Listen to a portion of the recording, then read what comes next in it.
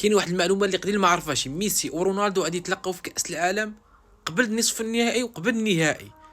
كيفاش؟ غادي نشرح. دابا الارجنتين هذه هي المجموعه ديالها، كنا المجموعه ديال المنتخب الارجنتيني.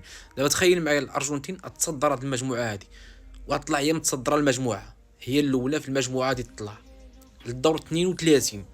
والبرتغال تصدرت المجموعه ديالها اللي هي المجموعه 11 على حساب المنتخب اوزباكستان والمنتخب الكولومبي، وواحد اللي ما يتاهل من قرر اللي يتاهل من الملحق العالمي بين كاليدونيا وجامايكا والكونغو الديمقراطيه. تصدرت البرتغال هنا وتصدرت الارجنتين في المجموعه ديالها. شنو يوقع في الدور الثمانيه؟